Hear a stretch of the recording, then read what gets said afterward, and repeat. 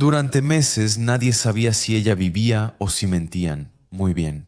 La familia cruzó fronteras en busca de respuestas, siguió pistas que no llevaban a ningún lado hasta que algo salió a la luz. No era un mensaje, no era un rastro digital, era un detalle físico, realmente pequeño, silencioso, pero decisivo. A partir de ahí, lo que hasta entonces había sido un crimen perfecto, entre muchas comillas, empezó a desmoronarse. Soy Marcos Campos y hoy les cuento en detalle esta historia que es el caso de Yvonne Baldelli. Si te gusta conocer historias reales, suscríbete aquí. En el canal, cada semana hay al menos 3 episodios nuevos los lunes, miércoles y viernes. Y también te invito a hacerte miembro aquí del canal. Me ayudas mucho en la producción de los contenidos, siempre haciendo contenidos mejores para ustedes, así que échame la mano. El enlace está abajo, solo haz clic en el botón. Si no puedes ahora, no pasa nada, con solo dejar un like y un comentario ya ayudas. También. Listo, avisos dados, vamos a los hechos, avisos.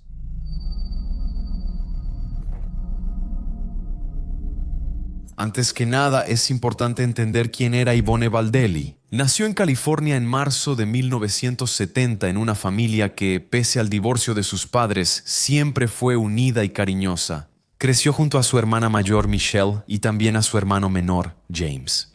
Mantuvo una relación muy estable tanto con su padre como con su madre. En la adolescencia, la llegada de una madrastra pudo ser un problema, ¿no? Pero no lo fue. Lillian, la nueva esposa de su padre, siempre describió a Yvonne como una chica muy amable, inteligente y fácil de tratar. Nada en esa etapa de la vida indicaba conflictos, rupturas o comportamientos autodestructivos como ya hemos visto aquí varias veces. Entonces, ya adulta, Yvonne construyó una carrera sólida. Llegó a ocupar cargos de gestión en una de las multinacionales más grandes del mundo, Procter y Gamble. Por fuera, todo parecía resuelto. Estabilidad, buen salario, reconocimiento profesional, todo, pero por dentro, Yvonne sentía que eso no era suficiente. Ella no era el tipo de persona que se conforma, ¿sabes? Y siempre había ahí una llama, una chispa que causaba una inquietud. Eso muchas veces es bueno, ¿no? Pero depende de cómo la persona canalice eso. Entonces ella cambiaba de empresa, buscaba nuevos caminos, quería una vida que fuera más allá de la oficina y de la rutina predecible, y fue en ese periodo ahí de transición personal. Digamos que en 2009 ella conoció a Brian Cole Brimager. Brian llamaba la atención. Él era un exinfante de marina más joven que ella, un tipo de buena apariencia, confiado y lleno de historias sobre su propio pasado.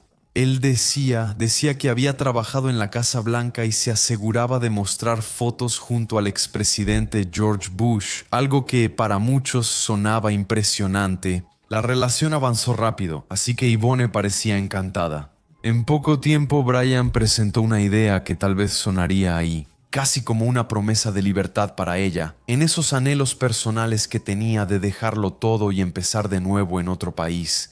Un reinicio en la vida. En 2011 entonces los dos tomaron esa decisión radical.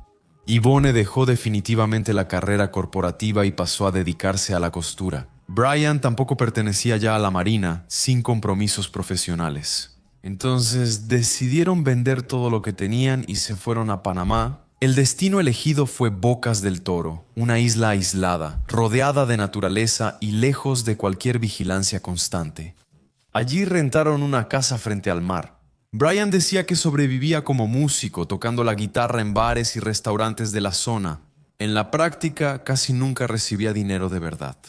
Muchas de esas presentaciones solo le daban muchas bebidas gratis y el famoso X músico al final de la presentación. Puedo decir eso porque ya he comido mucho X músico. Lo que terminó convirtiendo las noches de la pareja en largas sesiones llenas de alcohol.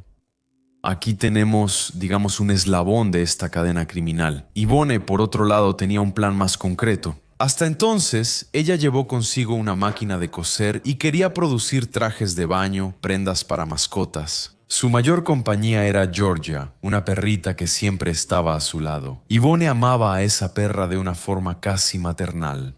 Como no podían tener hijos biológicos, Georgia, la perrita, ocupaba un espacio emocional profundo en su vida. Para quien veía desde fuera parecía, digamos, un sueño tropical, ¿no? Imagínate todo pangoleando, ¿no? Por alguien a quien amas en este escenario paradisíaco, ¿qué podría salir mal? El problema es que, a veces, los lugares más bonitos también revelan y guardan historias oscuras. ¿No es la caída del paraíso y el inicio del horror? De lejos todo parecía perfecto. Yvonne se comunicaba frecuentemente con su familia, sobre todo con su hermana Michelle. En los correos electrónicos, ella describía Panamá como un sueño hecho realidad, paisajes increíbles, una vida sencilla, felicidad. Pero esos mensajes no contaban toda la historia. En la práctica, la rutina dentro de la casa, allá junto al mar, empezó a volverse caótica. La relación entre Yvonne y Brian rápidamente se transformó en algo inestable, marcada por el consumo diario de alcohol y el uso frecuente de drogas, principalmente cocaína.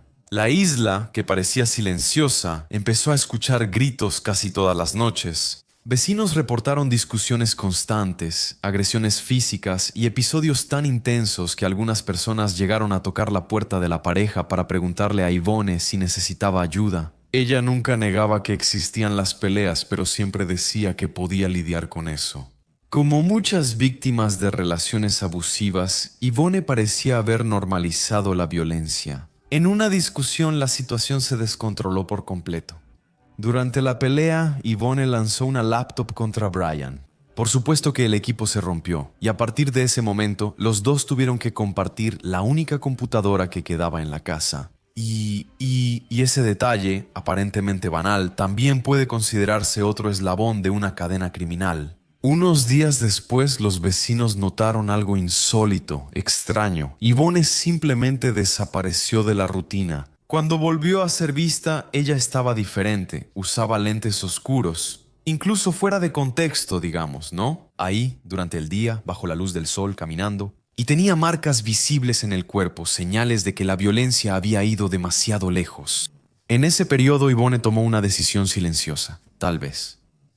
Usando la computadora que ahora compartía con Brian, instaló un programa, un espía para guardar las contraseñas de su novio. El objetivo era entender quién era realmente el hombre con quien estaba compartiendo ese hogar. Lo que Yvonne encontró en la bandeja de correos de Brian para ella fue devastador. Brian mantenía contacto frecuente con otra mujer. Los mensajes eran íntimos, llenos de promesas, declaraciones de amor y revelaban algo aún más grave. Él tenía una hija pequeña con esa mujer llamada Christine Verhoeven. En esos correos electrónicos, Brian hablaba de volver a casa, de asumir las responsabilidades, de retomar esa vida, como si Yvonne simplemente no existiera, fuera un objeto ahí al que él simplemente le iba a dar un golpecito. Así, el descubrimiento le dejó claro a Yvonne la situación. En vez de confrontar al novio, en ese momento ella eligió otro camino. Yvonne empezó a escribirle una carta a Christine, explicándole toda la verdad sobre la relación que estaba viviendo con Brian. Pero nunca tuvo la oportunidad de enviar esa carta. Brian se dio cuenta de lo que Yvonne estaba planeando y eso provocó otra discusión violenta. Poco tiempo después, Brian decidió irse de la isla.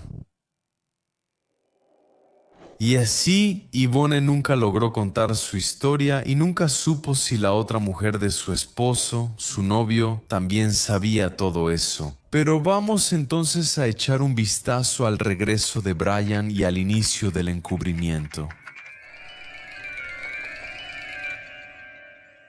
Brian regresó solo a Estados Unidos. Él desembarcó en San Diego y pocos días después apareció de sorpresa en la casa de Michelle, la hermana de Yvonne. Él no fue a dar explicaciones, solo a devolver algunas cosas.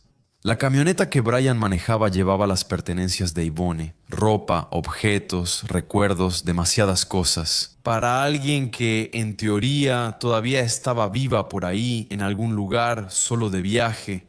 Michelle, claro, lo encontró extraño. Ella preguntó dónde estaba su hermana y por qué todo eso había sido traído de vuelta a California. Brian respondió con una historia preparada. Dijo que Yvonne había descubierto sobre la hija que él tenía con otra mujer. Ella se enojó, terminaron y se fue a Costa Rica con un hombre que conoció allá en Panamá. Así, de la nada para Michelle, claro que eso no tenía ningún sentido. Yvonne nunca habría desaparecido así sin avisar a la familia, mucho menos con una historia así. Nunca habría dejado todo atrás de esa manera. Michelle insistió tanto para sacar más información, pero Brian se limitó a repetir la misma versión. Ivone lo había dejado y se había ido con otro hombre. Al día siguiente, algo aún más extraño sucedió. La familia recibió un correo electrónico supuestamente enviado por Ivone. En el mensaje ella decía, entre comillas, que Brian era un mentiroso, que ya no soportaba vivir con él y que de hecho se había mudado a Costa Rica. El texto describía una nueva relación, que había comenzado en un bar durante una presentación de Brian. Ella decía que estaba feliz y afirmaba que el nuevo novio era un tipo amable, y prometía volver a California en pocos días para participar en una reunión familiar que estaba programada para el 12 de enero de 2012. Michelle respondió de inmediato. Dijo que estaba aliviada de saber que su hermana estaba bien, pero confesó algo importante. Ella temía que alguien suplantara a Ivone. Dado que el correo decía que Ivone pronto estaría en California, la familia intentó tranquilizarse. Le dieron el beneficio de la duda a esa situación extraña. Pero el día 12, Ivone no apareció.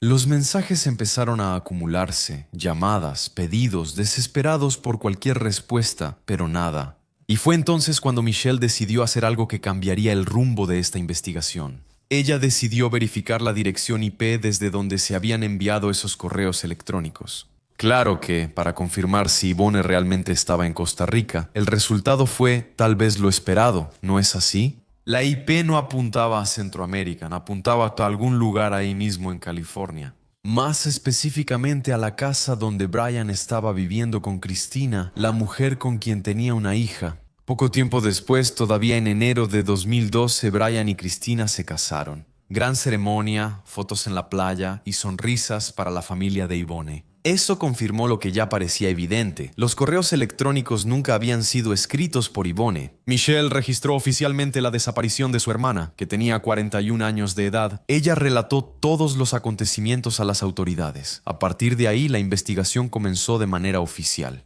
Brian fue llamado para dar declaraciones, fue escuchado por las autoridades frente a los agentes. Él mantuvo la misma historia. Según Brian, Ivone simplemente se había ido con otro hombre. Pero a partir de ese momento nadie más creía en esa mentira. Pistas falsas, Panamá y el objeto que lo cambia todo. En medio del caos, surgió algo que reavivó la esperanza de la familia de Ivone. La investigación reveló que la tarjeta bancaria de Ivone se usó en un cajero automático en Costa Rica en enero de 2012. Para Michelle y su familia, eso parecía prueba de que Ivone podría estar viva y oculta. Pero esa esperanza duró poco.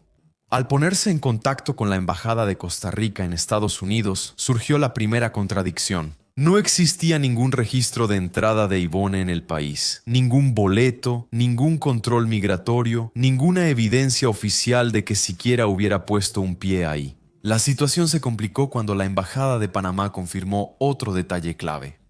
No había registro de salida de Ivone del territorio panameño. Si los datos eran correctos, y lo eran, entonces Ivone nunca llegó a salir de Panamá. Ante esto, la familia tomó una decisión elemental. Viajaron hasta Panamá para buscarla por sus propios medios. Durante días caminaron por la isla donde Ivone y Brian vivían, hablaron con los vecinos e hicieron los últimos, tal vez, pasos de la pareja. Intentaron encontrar cualquier señal que indicara hacia dónde podría haber ido Ivone. Los relatos que escucharon siempre eran los mismos, inquietantes, diría yo. Vivían una relación abusiva. Las peleas ya eran públicas, el alcohol era constante, las agresiones frecuentes. Los vecinos describían a una pareja siempre ebria, siempre en conflicto, siempre al borde de algo peor. A pesar de todo, no surgió ninguna pista clara sobre Ivone y siguieron sin respuestas. La familia creó una página en Facebook llamada Encuentra a Ivone Baldelli, intentando, claro, ampliar la búsqueda y alcanzar a personas que pudieran saber algo. Aún no se manifestaban. Michelle lideraba, acompañaba a la policía, hablaba con investigadores y presionaba a autoridades. Y regresó a California. Devastada, sin ninguna respuesta, sin saber dónde estaba su hermana, pero cada vez más segura de que algo terrible podría haber pasado. El problema era que, oficialmente, Brian aún no podía ser acusado de nada. No había pruebas directas que lo vincularan a la desaparición. Negaba todo, incluso haber pasado por Ivone en los correos electrónicos. Hasta que un nuevo descubrimiento cambió completamente el rumbo del caso. Los investigadores confirmaron que quien había usado la tarjeta bancaria de Ivone en Costa Rica no era ella, sino Brian. Los registros del pasaporte mostraron que antes de regresar a California, él hizo una parada en Costa Rica. Allí retiró mucho dinero de la cuenta de Yvonne y testigos dijeron que fue a un bar. Después de eso, pagó bebidas para varias mujeres y, en cierto momento, incluso hizo un brindis por Yvonne. Desde entonces, él se volvió el principal y casi único sospechoso del caso. Pero aún faltaba algo que cerrara ese círculo, que lo conectara con un posible crimen. Y entonces apareció un objeto. Las autoridades descubrieron que, en Panamá, Brian tenía una deuda con un vecino antes de dejar el país, así que decidió pagar esa deuda, de una manera inusual. Él le entregó a ese hombre un arma, digamos una hoja larga, pesada, con un lado afilado y el otro dentado. Días después, ese vecino puso ese objeto a la venta en un marketplace. Cuando la policía analizó el anuncio, encontró algo perturbador en los comentarios, un comentario hecho por el propio Brian. Vean lo que él escribió. No se preocupe, el machete era mío, lo traje de Estados Unidos, casi no fue usado, solo una vez para desmembrar a una stripper. A partir de ahí, el caso dejó de ser solo una desaparición y pasó a ser tratado como algo mucho más complicado. La policía localizó el machete, lo incautó y le realizó exámenes periciales. Los investigadores buscaban cualquier cosa, un cabello, una gota de sangre, cualquier rastro que pudiera ligar esa hoja a Yvonne, pero alguien había sido meticuloso. El machete estaba muy limpio. No se encontró ninguna muestra genética, ninguna evidencia concluyente. Aún así, la policía no descartó el objeto. Y ahí existe otro vínculo, pero ya hablaré de él. Ese machete fue sellado, catalogado y guardado como una pieza clave de un rompecabezas que aún se estaba armando. El tiempo pasaba, había pasado un año, de hecho, desde la desaparición de Yvonne, y la ausencia empezaba a pesar. Como una herida demasiado dolorosa, Michelle decidió regresar a Panamá con la familia.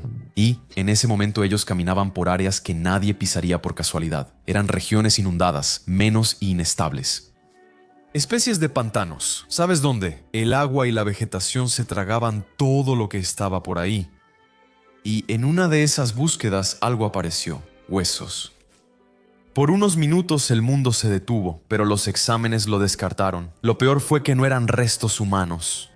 Aún así, el impacto fue devastador para esa familia.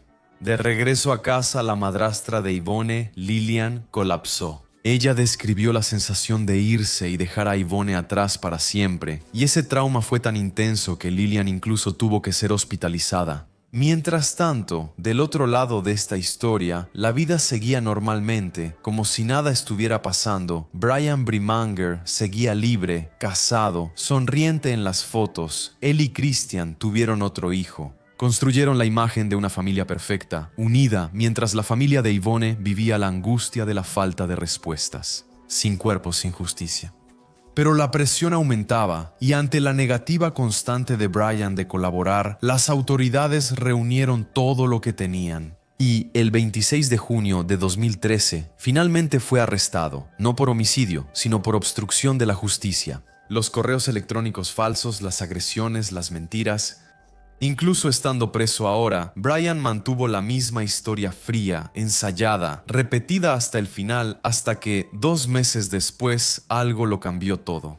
En la mañana del 21 de agosto de 2013, un hombre que vivía allí, en una zona boscosa de Panamá, estaba abriendo un sendero improvisado por la selva. Y en ese camino encontró algo, una mochila militar verde, vieja y desgastada por el tiempo. Al abrir esa mochila retrocedió porque dentro había un cráneo humano y también otros huesos. Ropa de mujer. La policía, por supuesto, fue llamada de inmediato y los exámenes periciales no dejaron dudas. Esos restos mortales pertenecían a Yvonne Baldelli. Sin embargo, el cuerpo no estaba completo. El caso dejaba ahora oficialmente de ser una desaparición y se confirmaba lo que ya era un consenso: no es homicidio. Mientras avanzaba el proceso, una tragedia golpeó a la familia. Michelle, voz principal de la situación. La hermana, que jamás se rindió, recibió un diagnóstico devastador: cáncer de mama avanzado con metástasis cerebral. No había tratamiento curativo posible. Y aquí, así, algunas personas creen que esa enfermedad viene por sentimientos reprimidos. Historia de la que se anotó. Tal vez tenga relación directa con todo lo que estaba pasando. Al fin y al cabo, ya habían pasado muchos días, mucho tiempo bueno. Aún así, con esa noticia, lamentablemente demasiado difícil, Michelle tomó una decisión. Ella iría hasta el final, sabiendo que tal vez ni siquiera estaría viva cuando comenzara el juicio. Entonces, Michelle dio su testimonio anticipado, enfrentó a Brian cara a cara y él permaneció en silencio. Después de testificar, Michelle fue llevada de regreso al hotel donde se hospedaba esa misma noche mientras dormía. Ella perdió la vida, falleció. Era el año 2014. Michelle murió sin ver el juicio concluido, sin encontrar justicia para su hermana, pero no murió sin luchar. Al identificar los restos mortales, la pericia comenzó a analizar algo que antes no se comprendía por completo. Los huesos presentaban marcas profundas, cortes que no se detenían en la superficie. Algunos golpes habían alcanzado directamente la estructura ósea. Eso no era compatible con una herida única o accidental. En 2016, los investigadores revisaron una pieza que nunca descartaron. Ustedes se acuerdan, no es el machete de Brian. Esta vez, el enfoque fue diferente. En lugar de analizar solo la hoja, los peritos decidieron desmontar el objeto. Había un mango ahí, adivinen, fue ahí, bien escondido, dentro de la parte donde el mango cubría, que encontraron sangre seca. El material fue enviado para análisis y el resultado definitivo, el ácido desoxirribonucleico encontrado en el interior del mango de esa arma, era el de Yvonne. Ya no había espacio para versiones alternativas, ya no había manera de sostener coincidencias y mentiras. Ante esa prueba irrefutable, Brian pidió la presencia de su abogado y por primera vez habló, confesó el crimen. Brian dijo que mató a Yvonne el 26 de noviembre de 2011. Según su versión, todo inició tras una pelea donde Yvonne rompió una laptop. ¿Recuerdas lo que comenté sobre ese vínculo? Con solo una computadora disponible en casa, ella habría accedido a los correos electrónicos de él y, en los correos personales, descubrió una relación anterior con Christine y la existencia de una hija. Brian dijo que Yvonne habría perdido el control, que las discusiones duraron horas y que, en cierto momento, ella lo habría amenazado con un cuchillo. Según él, también hubo una pelea física y en un supuesto acto de defensa, él asestó los golpes. Pero no es tan simple así. Esa narrativa presenta problemas serios, ¿verdad? Brian era mucho más alto, mucho más fuerte, pesaba prácticamente el doble que Yvonne. Contener a una mujer desarmada no sería difícil, ¿verdad? Además, la pericia reveló un detalle crucial. La mayoría de las puñaladas que se encontraron en los restos de ella, según la pericia, fueron dadas en la espalda de Yvonne. El patrón de las lesiones no indicaba una pelea frontal, indicaba sorpresa, indicio de un ataque repentino. Al notar que Yvonne había muerto, Brian tomó una decisión más perturbadora. Él descuartizó el cuerpo, hizo eso para poder transportarlo sin llamar la atención y para eliminar cualquier rastro, tal vez, de esa vida. Él también mató a la perrita, Georgia, la compañera de su novia, y así los restos fueron abandonados en un pantano. Luego Brian fue a Costa Rica. No fue casualidad. Era parte del plan crear la falsa narrativa de que Yvonne seguía viva y huyó. Y, cuando las autoridades le preguntaron, Brian nunca supo explicar dónde estaban las partes del cuerpo que no se encontraron ni qué hizo con los restos de la perrita. El juicio se llevó a cabo en San Diego, el 25 de mayo de 2016 y después de un acuerdo de confesión se anunció la sentencia. Brian Brimanger recibió 26 años de prisión en régimen cerrado sin libertad condicional. También se le impuso una multa de $10,000 y una indemnización de $11,000 al padre de Yvonne. Actualmente, Brian cumple su condena en una prisión federal en San Diego. Días después de la sentencia, el 28 de mayo de 2016, la familia de Yvonne pudo despedirse finalmente. El cuerpo estaba incompleto, pero ella fue cremada y sus cenizas arrojadas al mar. Un cierre tardío, pero necesario. Después del juicio, un detalle también llamó la atención de la prensa. Christina, la esposa de Brian y madre de sus hijos, permaneció a su lado. Incluso después de la confesión, incluso ante las pruebas, incluso después de la brutalidad revelada en el tribunal, periodistas llegaron a ir hasta la residencia, pero Christina se negó a hablar. Y hay todavía un último detalle, casi macabro. La casa donde Yvonne y Brian vivieron, en Panamá, pertenecía anteriormente a Wild Hobart.